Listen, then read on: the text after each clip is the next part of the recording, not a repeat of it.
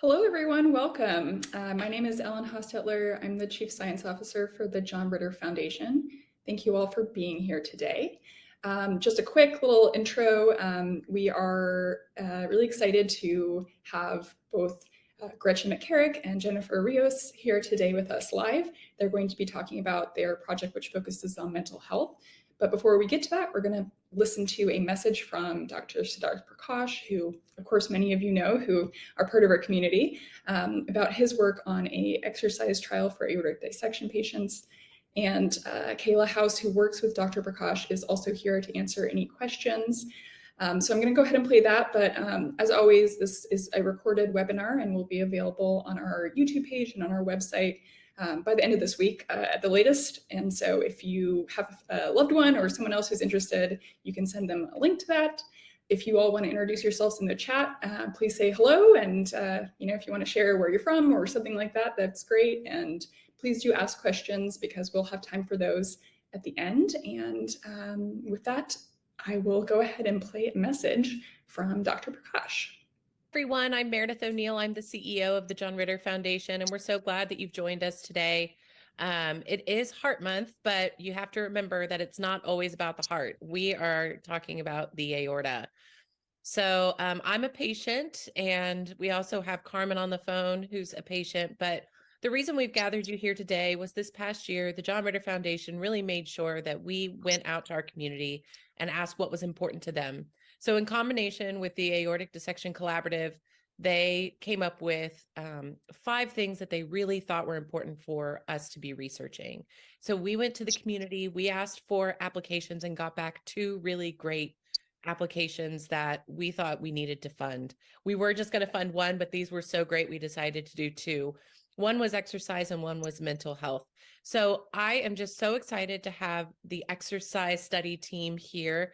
And I want to pass it to Carmen as to have the patient side of this. Why is exercise important? Carmen was the first person I spoke to out of my family that had had a dissection. So she is very near and dear to my aorta.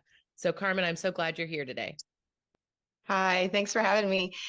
Yes, my name is Carmen David. I live in the Dallas-Fort Worth, Texas area, and I think that exercise post-dissection is just so incredibly important. I know for my own case, it took me about 2 years to get over fear of doing anything, and I literally lost who I was. And I had always been a very active individual, and it just kind of sunk me into a pretty deep depression and anxiety, and I just thought I really needed a change. And so I worked with my personal cardiologist to find out what it is that I can do, and then just went from there. So I think it's really important. And as I increased my activity slowly and cautiously through the under the care of my provider, I was able to do things again that I really thought I wasn't going to be able to do again. And then through that was able to find myself again and feel happy and joy and just really living my life again. And that is super important to me as a patient because and with all these other people in our community that I know are struggling with the same things, and I want to kind of help them on their journey.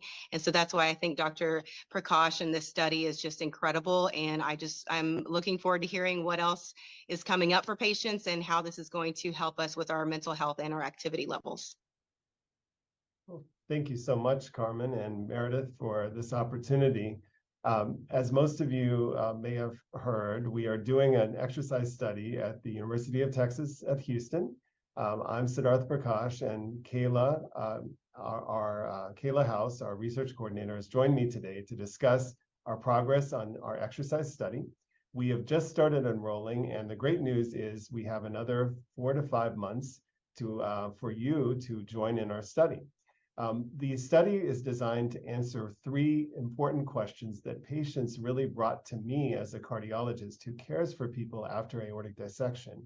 The first is, how can we restore the confidence of our patients to engage in daily activities and exercise after a devastating event like a dissection? The second is, can we make sure that exercise is safe for our patients, and what is the best way to go about doing that? And then the last question is really more about, how does this exercise affect blood pressure and the aorta itself, because we know relatively little about the short and long-term outcomes or effects of exercise on the aorta. And we think that, in fact, it might be an important part of therapy or treatment, just like medications are, or even surgery for people with aortic disease. But to reach that point, we really need more data. And our goal is not only to have people exercise, but also to follow them, find out what happens to them, both in terms of their mental health, but also their physical outcomes. Can we have solid data that we can then point to and say, yes, this is specifically important to you, and here's the reason why. And really that would improve our ability to make new guidelines and have people supported in the ways that they need to be in order to engage in an active and healthy lifestyle. Kayla can describe a little bit about what we are doing to help the patients begin their exercise journey. Kayla? So yes, as part of our clinical trial, we are currently working with patients to bring them to one of our study sites. And when they come to one of our study sites for a session, we have them enroll. So we have them do a series of forms, and then we assign them to either a control group or a guided exercise arm. If they are assigned to the control group, they would, like I said, come in for the first enrollment session. And then they would go home and kind of continue their regular activities like normal, with no restrictions, no specific activities that are suggested for them to do. And then they would come back 1 year later for a concluding study visit in person. And for both of those study visits, they would receive a $20 gift card. And also at those study visits, they would have an opportunity to network and mingle with other aortic dissection survivors. As you know, Carmen, having a community and a network to interact with is really valuable, especially during the process of trying to figure out what activities you can do as an aortic dissection survivor. And so with part of this trial, we also hope to maybe give the patients a small sense of community. And so if patients are assigned to the guided exercise arm, they will be assigned, or kind of, I guess you could say, instructed to do our guided exercise program. And then we would also show them a supplemental video just so that they could kind of reference that as they go home.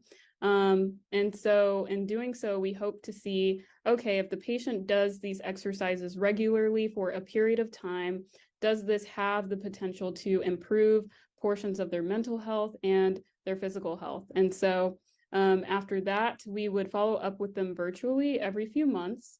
And then they would come back to their respective study site for an in-person visit. And like I said before, for every in-person visit they attend, they get a $20 gift card and a great opportunity to network and mingle with other aortic dissection survivors. Great. And of course, in addition to the study activities that Kayla mentioned, we are also going to be checking their blood pressures at the beginning and end of the visit. The idea is that regular activity will lower their blood pressure, thereby decreasing their aortic risk. And we will also obtain standardized surveys of their mental health at the beginning and end of the study.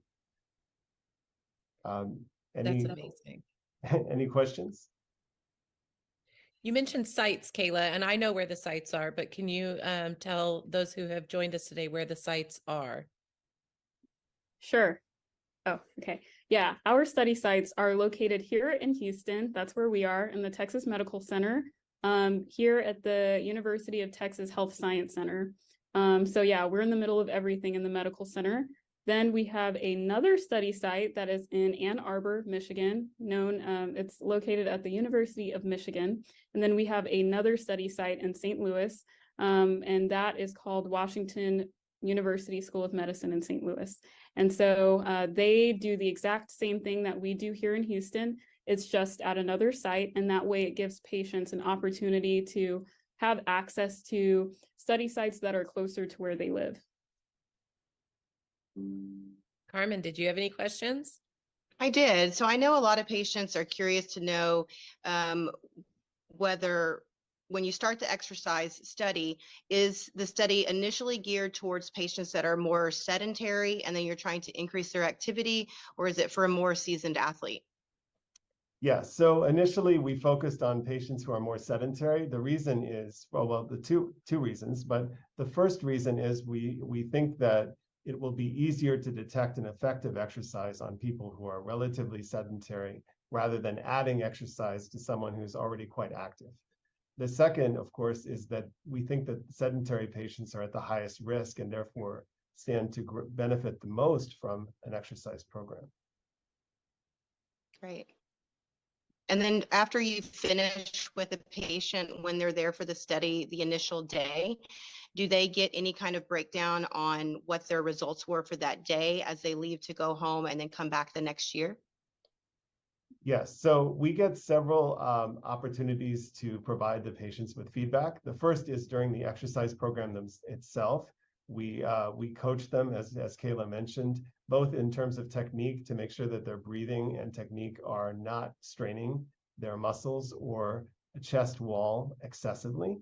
And then the second is we also obtain blood pressure measurements, not only throughout exercise, but they also wear the cuff home and obtain a 24-hour blood pressure reading. So we can obtain feedback on their blood pressure.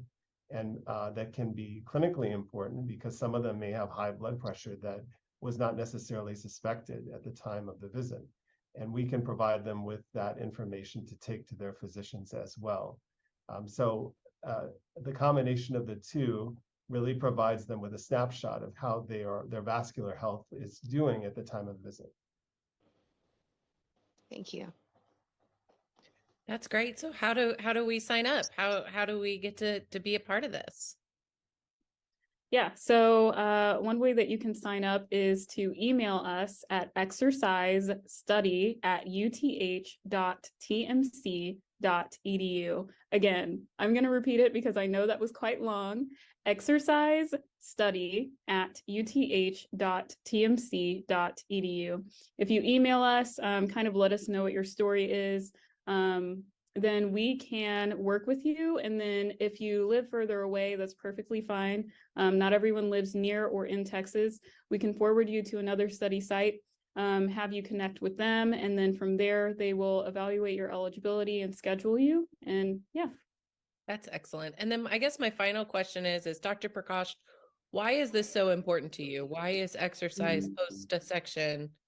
You've been working on this for years. Why is this so important to you? It's important to me because my patients really brought this to me as one of their major concerns. And it's something that as a cardiologist, I promote in all of our patients. And so it was quite concerning to me that so many of our patients were telling us that they were literally not active at all. Because we know that for any kind of cardiovascular disease, having a sedentary lifestyle is a huge risk. It may be, in some cases, the major risk if you're an otherwise young or healthy person. So from my point of view, as a person who is committed to prolonging life and preventing death due to dissections, this became quickly one of the major concerns in my clinical care of those individuals. And it's really driven my research questions. Well, thank you so much. And I want to personally thank Carmen again for being here. She's always been at the forefront of this conversation within the community. So I'm really, really grateful to you for being here, but also to Kayla and Dr. Prakash, because as a patient, this is extremely important and a question that we get often at the John Ritter Foundation as well. So we are proud to be funding this project and look forward to hearing more in the future and the results.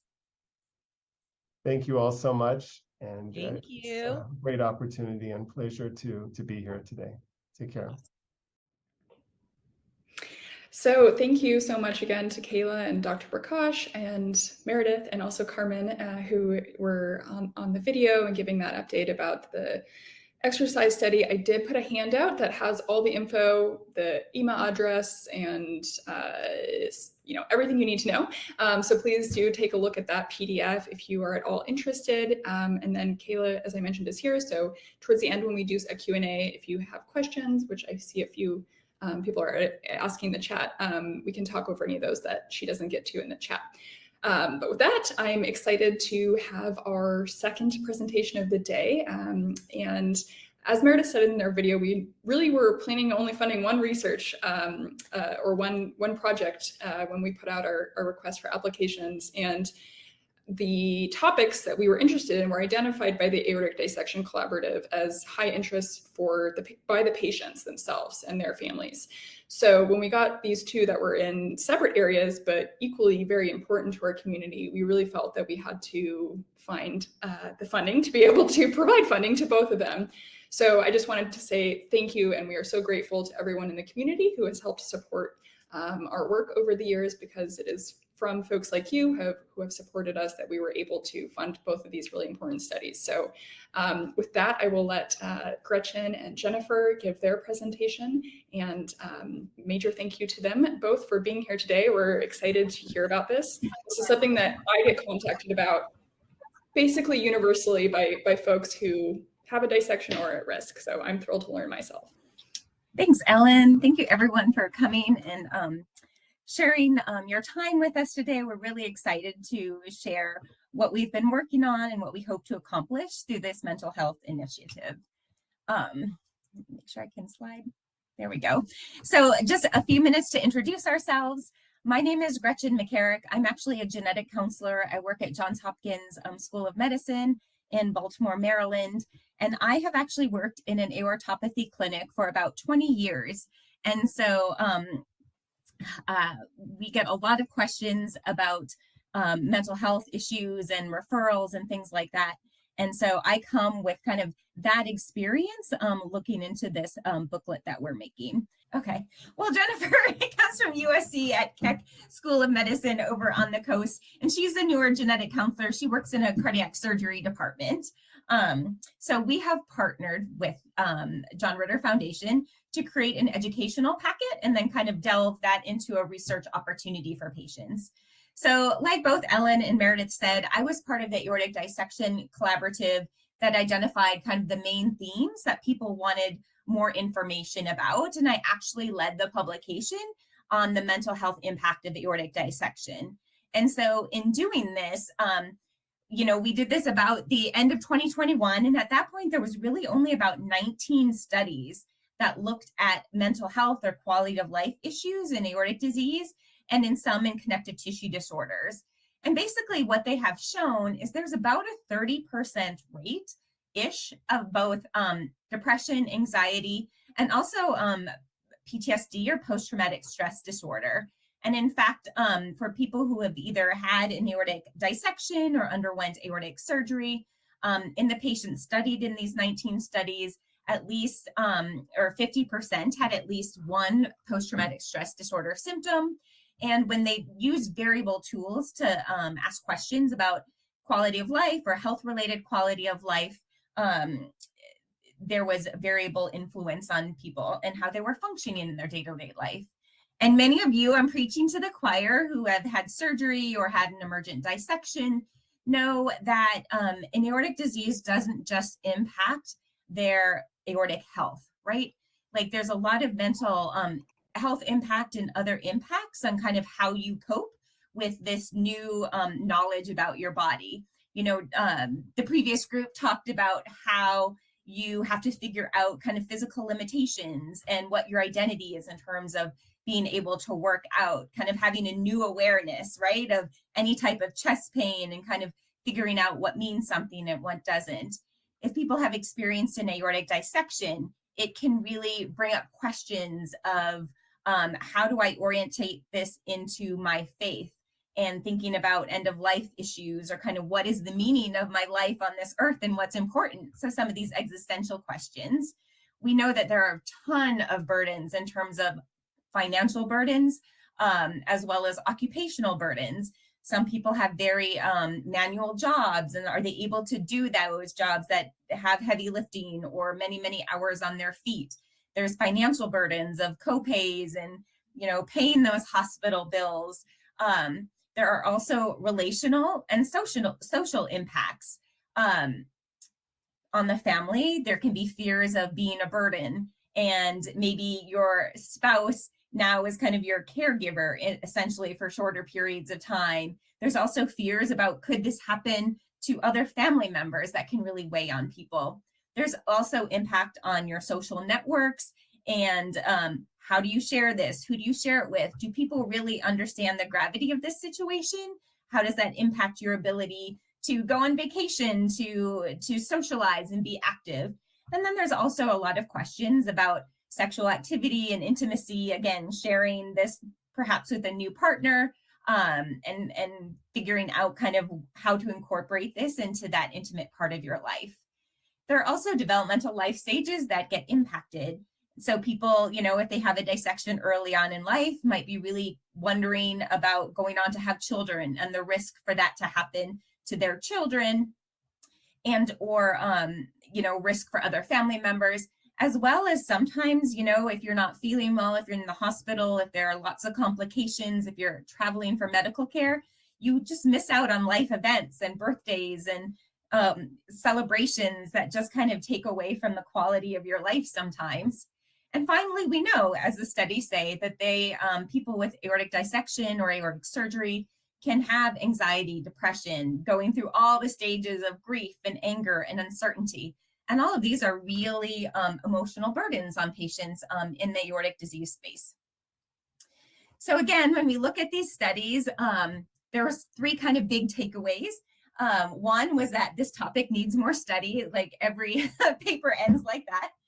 2, that we should be incorporating some type of psychological assessment in post-event care, and as well as 3 interventional studies would be needed. And when they talk about interventional studies, that's really thinking of like, gosh, if you take a cohort and maybe you send them all to counseling, or you give them all like a meditation app, like, does that make a difference in kind of the quality of their life?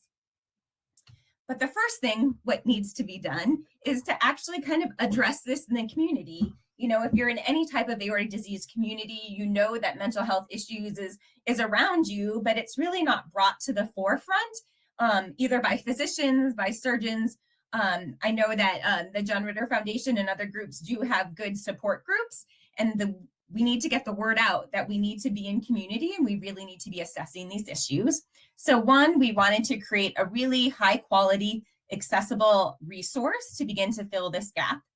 And then we really wanted to use this as kind of a launching pad to collect a cohort of patients who were interested in the topic of mental health and kind of improving patient care in this realm. So here was kind of our outline of our plan for the next year in terms of our research study.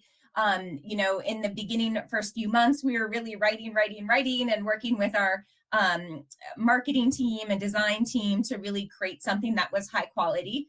I'll be honest with you, we started to think it was going to be about 30 pages and it ended up being 100 pages. And it's really good. We're really excited about it, but it kind of ballooned because there's so many rich topics to cover.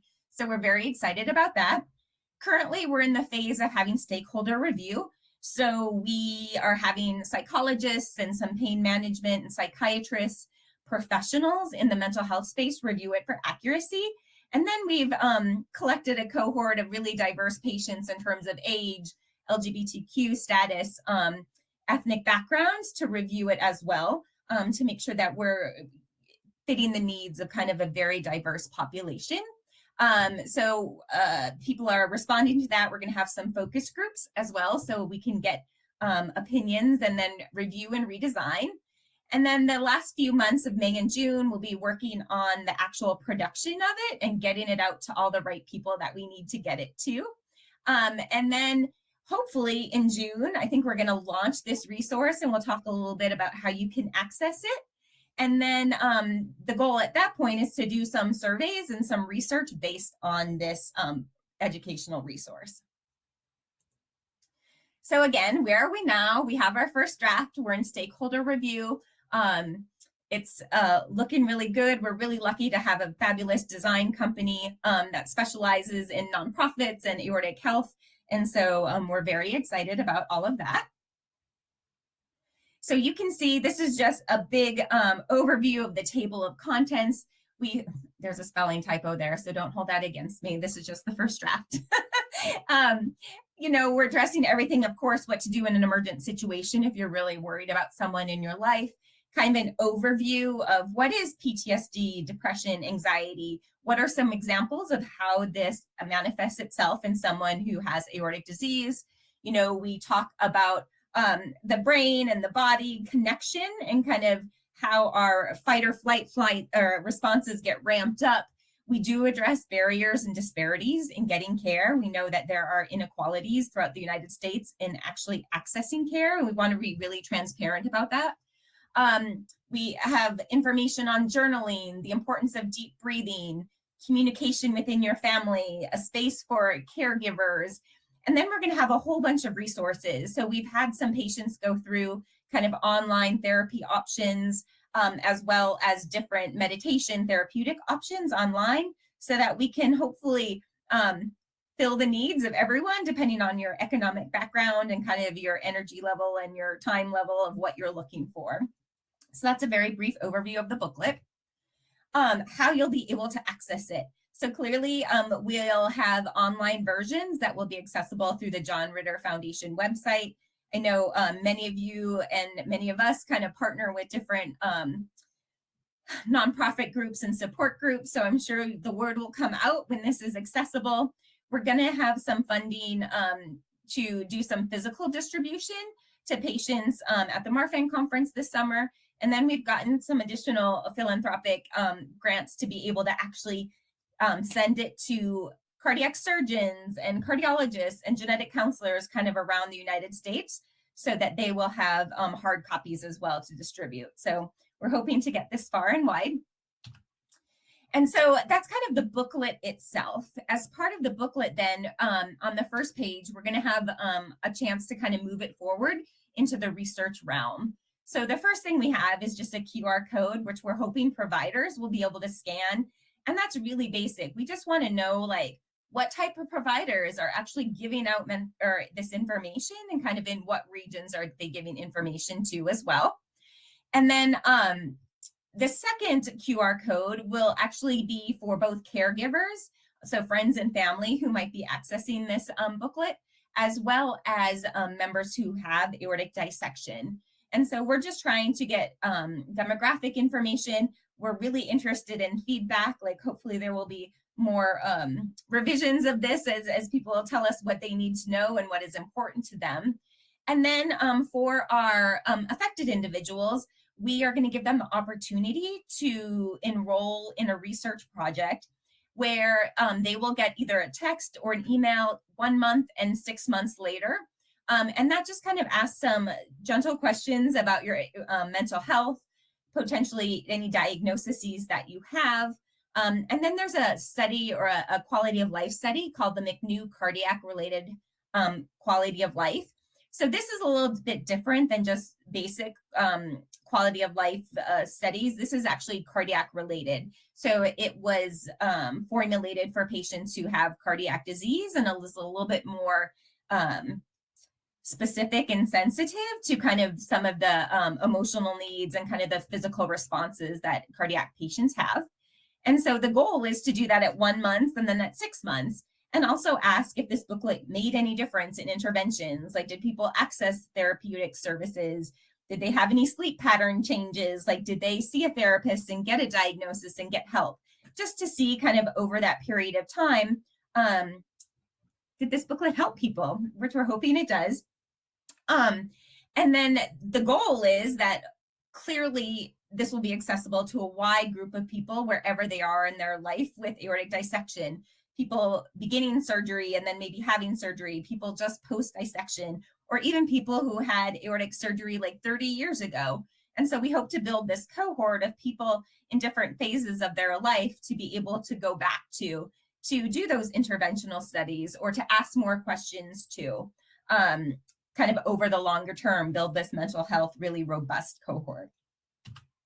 So we just want to thank Ellen and Meredith and the entire board at the John Ritter Foundation, and clearly our patients who, again, teach us every day of the things that we should be paying attention to and the resources that they need.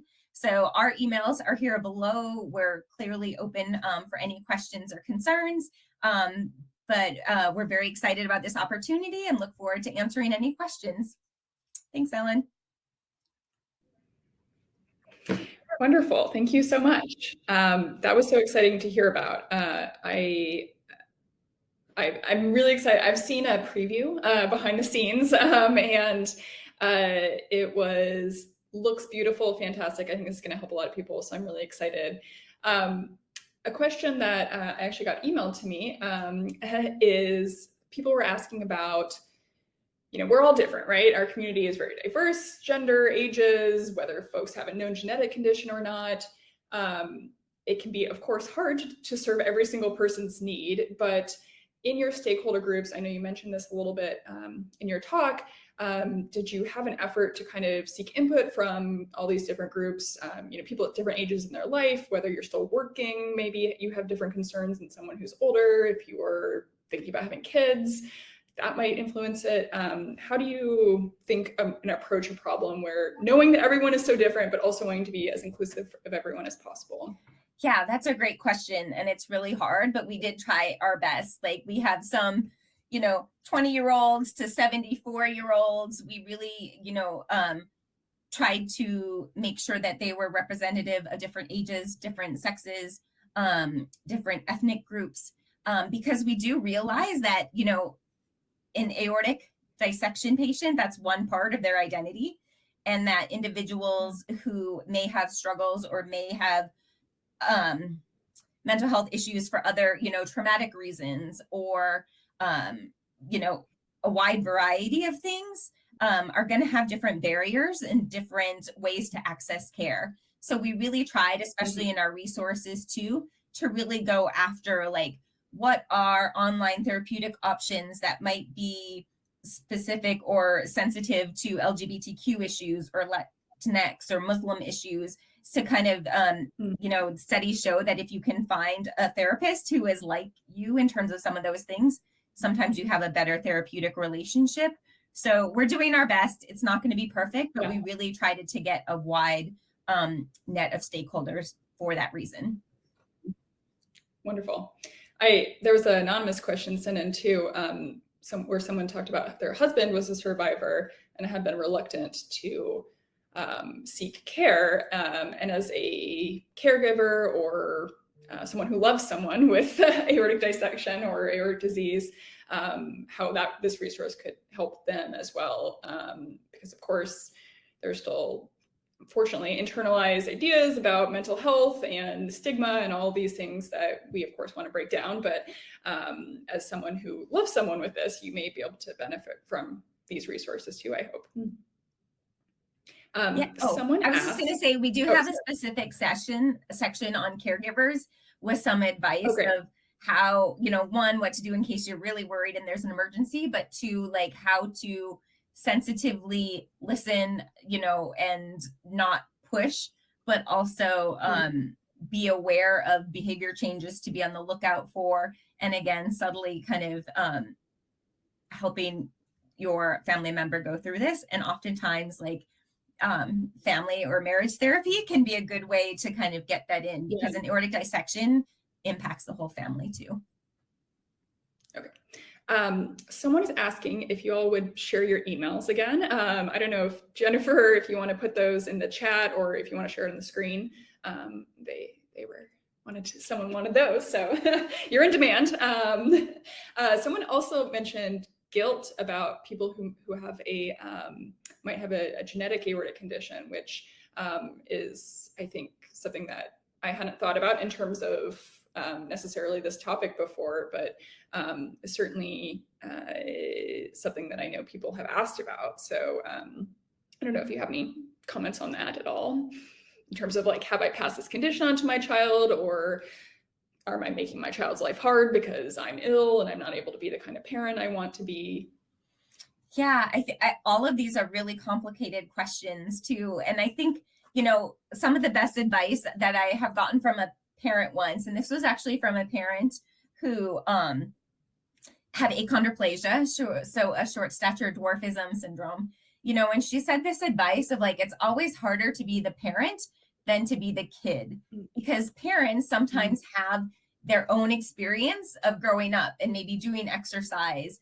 And, then if they have a dissection or they find out that their kids have a problem that perhaps they pass on from a genetic component, your kid just has the experience they have. They don't have that comparison to like what you were able to do and how you did it. So the advice was like, it's always harder to be the parent than the kid. I don't know if that's accurate or not, but it does make sense. And I think we spend a lot of time, Jen, if you have any advice too, like shame, guilt, all of those things with the familial component.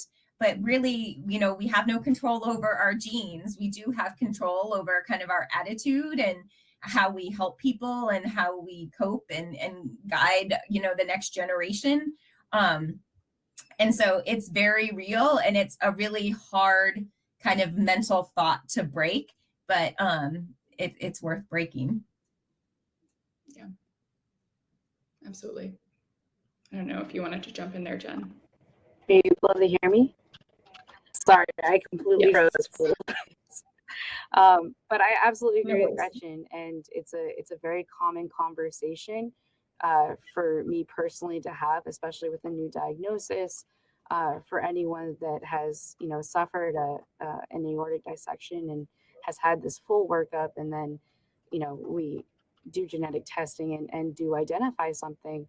You know, that's always a conversation as to how do we, you know, discuss not only what to do next in terms of helping that parent, that patient of ours, and then also, you know, not only the steps for, you know, the concern of the children, but also the emotional content of that too. And I agree with Gretchen. It's just, how do we have this conversation? Because it's a conversation that we absolutely need to have. And, you know, hopefully by this book that we're giving the tools necessary to help support patients that are going through this and having to have this conversation with their kids, with other providers, and sometimes even with themselves as well, as to, you know, what does the future hold and what's next. That's great. Can I address some of these topics here? Yeah. So the point that we're making is that everyone needs mental health support. Like, this is not based on race or ethnicity or sexual orientation. We're just saying that sometimes people have layers of different type of identities that might impact their mental health, and that sometimes seeking help from someone who has the same ethnicity or background can sometimes be a freeing experience for some people. So totally agree. We're not studying like specifically sexual orientation in this. We're studying the mental health of people who have aortic disease, but also wanting to be sensitive to the layered other issues that can impact mental health in anyone. Mm-hmm. Great, thank you. And I wanted to do a plug. If anyone here has a child with a genetic aortic condition, we did have a webinar last summer with a clinical psychologist who works specifically with children with genetic cardiovascular disease like Loeys-Dietz syndrome or Marfan syndrome, or this was specifically for patients with smooth muscle dysfunction syndrome. So I will post, or maybe Maura, who I know is monitoring the chat for us, a link to that video. So it was for these specific conditions, but really this information is helpful for anyone with a child with one of these genetic aortic conditions, about specifically if you, the parent, do not have it and you do have a child who's affected, it might be helpful for some of you in this situation. So just a little plug there. Okay, what else do we have? One thing that, you know, Carmen mentioned about the exercise, which I think is so cool that we're going both these ways. For her, I think she talked about how not being able to exercise really affected her mental health because it was part of who she was before her dissection. And this like mind-body connection, I think, is something that a lot more people are coming into, I don't know, understanding of, about how your physical health can be impacted by your mental health. I don't know, I genuinely don't know the answer to this question. If there's any research out there talking about the effect of, I mean, I'm sure there is generally for cardiovascular disease, but specifically for aortic disease, about stress and anxiety. And, you know, I have a lot of people who email me and say, I have this super stressful job and I was having the worst day at work when my dissection happened. It was probably due to that, right? Do you know if there's any research about that, the physical effects that living in depression or anxiety might have on your actual aorta? This is truly, I'm putting you on the spot. I don't know. The answer may be, who knows?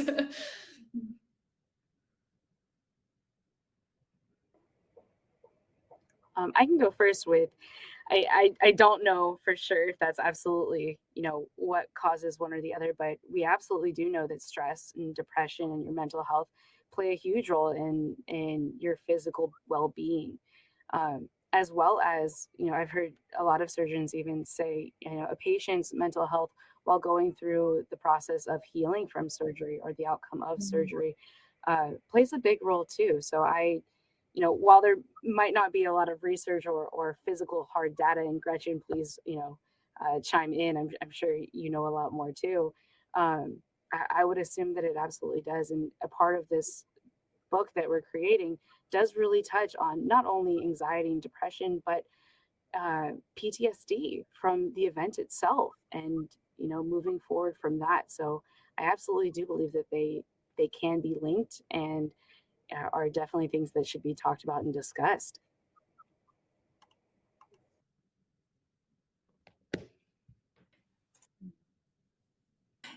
Sorry, I was responding to some things on the chat. Sorry, if I had a deer in headlight lick assist, I probably wasn't listening because I was chatting with people. So I apologize.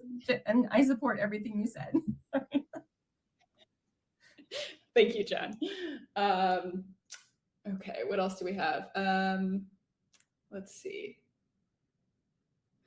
Oh, so, this is a interesting question. Someone is commenting that they think their blood pressure is directly affected, which is entirely believable to me. We all feel when you're in a stressful or anxious situation, you can feel your heart beating faster. Probably if you put a blood pressure cuff on that moment, your blood pressure is going to be high. So I wonder, based on what this person is saying, actually, so we had Dr. Milowitz, sorry, this is a little bit convoluted, on earlier last summer, and she talked about how in the summer she personally disclosed and shared that she has high blood pressure, and in the summer she swims a lot, and as she's exercising more, she finds she doesn't need her blood pressure medication as much.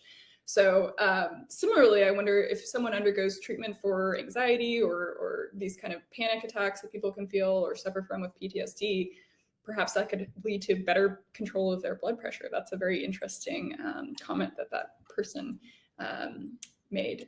Someone would like, Jen, for you to give an intro of yourself, since you weren't on at the start, to just share a little bit about your work and where you come from. Hi, everyone. I'm Jennifer Rios. I'm a genetic counselor at USC Keck Medical Center in Los Angeles, California. I work here in the Aortic Center, specifically in the GARD clinic, which is the Genetic, Aortic, and Related Disorders clinic that's specific to all types of cardiovascular disorders that are all with underlying genetic causes. And I've been working as a genetic counselor for the last, now going on 3 years. And I'm very excited to be working with Gretchen on this project. And I'm also incredibly grateful to the John Ritter Foundation for allowing us to do this project. It's been a learning experience, not only for, just going through this and researching, but also starting to reach out to more of my patients and ask a little bit more targeted questions about how they're doing with their own mental health as they're going through either surgery itself, like after surgery, or even afterwards as they're just coming back for routine check-ins, and how that progresses over time. Mm-hmm. Someone sent me a private message here, which they said, this is a silly question, but I don't think it's a silly question. And probably a lot of people who are joining us have the same one. Genetic counselor has the word counselor in the name of it. Can you explain what your job is? Is this the same thing as a mental health counselor or a therapist or something like that? How is it different? And basically kind of what's your role in caring for patients, which is not a stupid question. Lots of people have the same question. So thank you for asking it and making me aware that I should probably have introed with that to start. Yeah, no, that is great. So as genetic counselors, we have specific training in both like the genetics and science piece, as well as the counselor would be like the communication piece. And so we spend a lot of time educating and kind of, sometimes if you have those doctors who speak up here and you need to kind of bring it down to your level to understand the science or the details, we're skilled at that, and kind of explaining genetic testing results and interpretation. And, working in aortopathy clinics, a lot of education about blood pressure medications and different disorders and kind of planning next steps. So I think as the counselor part, we're very able to kind of bring up issues and kind of discuss issues that we think are important for families with aortic disease to consider.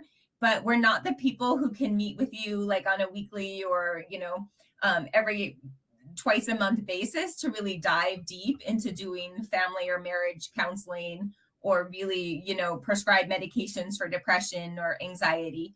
So we can appreciate those things and we can help you get to the right place, but we're really not the people who are skilled to do the deep dive into kind of the longer term process of getting that mental health needs. That makes complete sense. Thank you so much.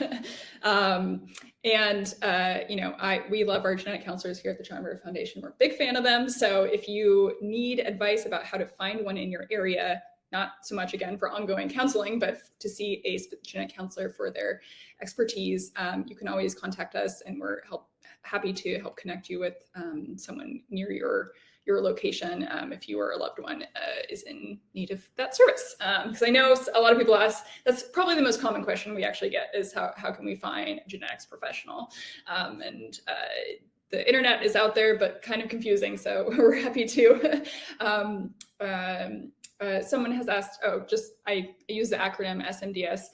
So that is just referring to a specific condition called smooth muscle dysfunction syndrome, which is caused by a rare mutation in a gene called ACTA2. So it's pretty rare. However, that presentation really just talks about children with aortic conditions. So if your child does not have that specific thing, but has a different related disorder like Loeys-Dietz syndrome or Marfan syndrome or BEDS, that still may be a video that's helpful to you out there.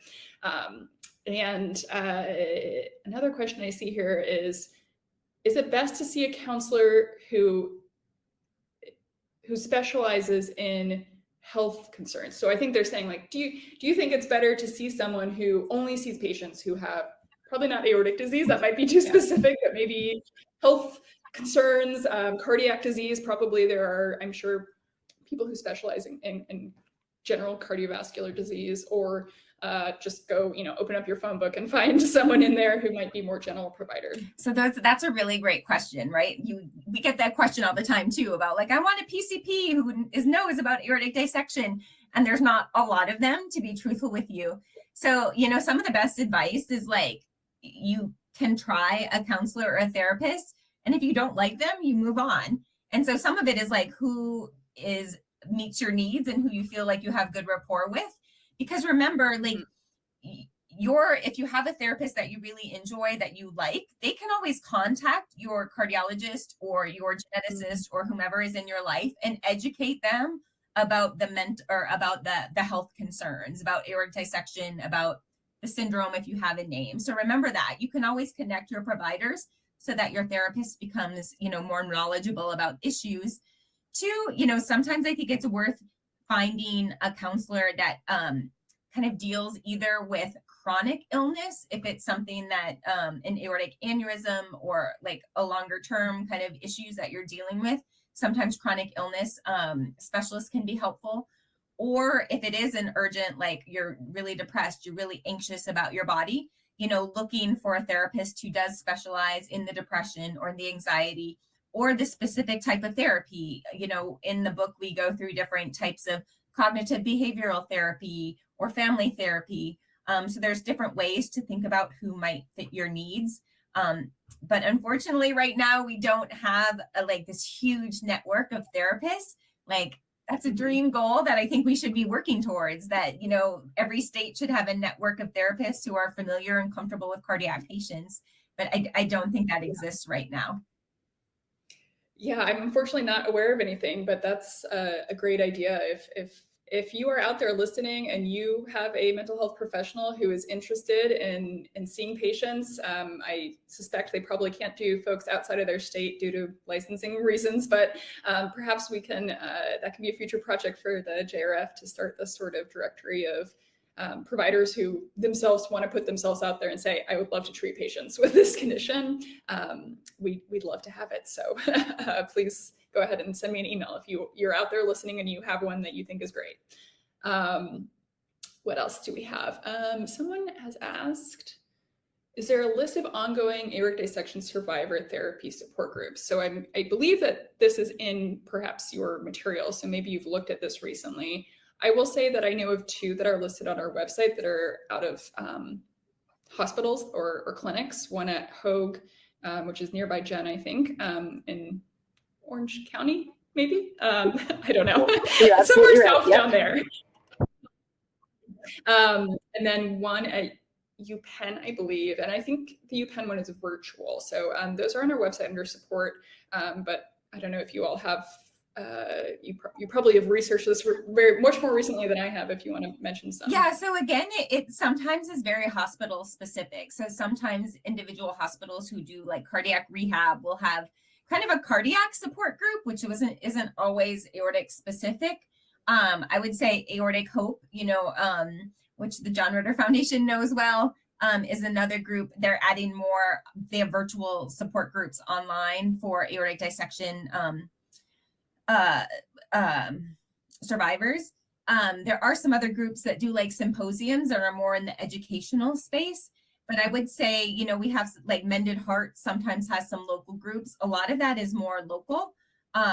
But also, I would say there are kind of support groups like through the Marfan Foundation that do have virtual support groups as well. And you don't necessarily always need to have the syndrome to engage in their support networks. So, it's worthwhile to look at those opportunities as well. Thank you for mentioning Mended Hearts, because I should have remembered that myself and plugged it. So we do have an ongoing relationship with them.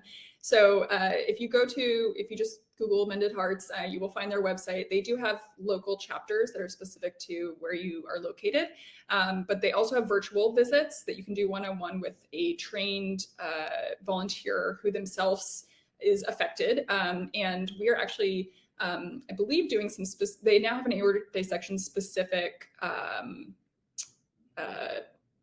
materials available and trainings on that, because they do all cardiovascular disease, but we worked with them to produce some aortic dissection specific materials. So they have trained peers who maybe don't have the exact same experience as you do, but I do just know by chance that some of our board members who have had dissections are members of Mended Hearts. So if you request a chat, you might get a call from one of them.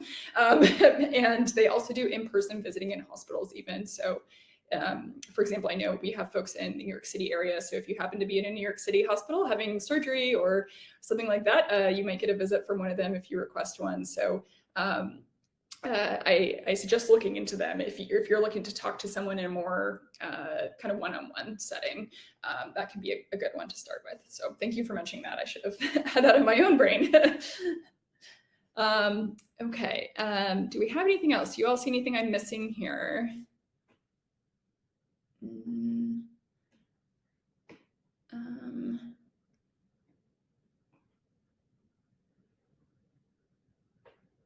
Oh, and yes, also thank you for talking about Aortic Hope. Someone mentioned that they have a grief group, and I know that they have a genetic counselor who's now volunteering with them, who he himself is a dissection survivor. So at least that's what I've heard. Hopefully this is correct information I'm putting out there in the public. So I hope that they are going to be doing some more things like that in the future that can bring people in a virtual space with someone like him, who not a mental health professional, but a training in genetics and counseling can be of service to folks, and is a personal survivor himself. So both ends of the spectrum there. Someone asked, is there any correlation between shift workers, i.e. police, fire, healthcare, and exacerbation of aortic disease or associated mental health due to work life? I've actually been contacted this week by 2 people who work in law enforcement who both said, I have a very stressful life with working long hours on short notice, not getting enough sleep. One person even wanted to advocate for aortic screening in his workplace because he said, everyone has high blood pressure here. I'm not sure of any info. Do you all know of any about that specifically? I would have to search. I don't know. Clearly, we know that hypertension and, sustained weightlifting, isometric exercises, which sometimes people have to do to be a firefighter, or even like some chefs I've had or maybe not chefs, but people working in kitchens where part of the job is like really lugging bags of potatoes and huge stock pots and things like that. So we know that, you know, there are some physical parts of those jobs which can be impacted if you get diagnosed with an aortic dissection, which is also stressful to figure out if you have to change careers or how that might be impacting. And so I think it's all intertwined, but I don't know of any specific studies saying those specific workers are at increased risk. Yeah. Kayla mentioned that there is a support group on Facebook specifically for aortic athletes, and I believe that's new. And I think Carmen David, who we met at the very beginning of this, is the one who, or one of the co-founders or starters of this group, and it's to encourage people who are interested in being active after, I don't know if it's just for dissection survivors or also those at risk. It may be both. Getting back to encouraging each other to safely, under the care of their providers, you know, be more involved with athletics and exercise. So if you fall into that, then that might be a group that's good for you. I don't know the name of it, but I bet if you search aortic athletes on Facebook, you will find it. And if not, send me a note and I will ask Carmen and get back to you. I should put my email in the chat. Just, I think most of you all probably know it, but it's just info@johnritterfoundation.org. That does go directly to me. I just don't type my own personal email because my last name is way too long. So it's easier to say info. But we're hitting the hour here. So I think I've addressed most of the questions. So I will end that here. Thank you so much to Jennifer and Gretchen for being here in person today. I'm thrilled to hear about this. There's a lot of comments and questions, and I think people understand this need.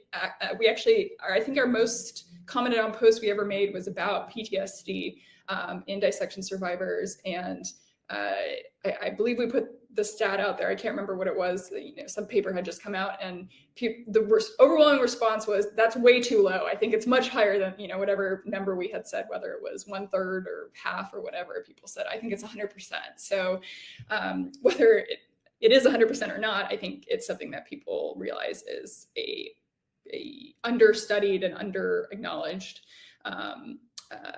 area. So we're thrilled to have you all, and we'd love to hear back from you all in the future.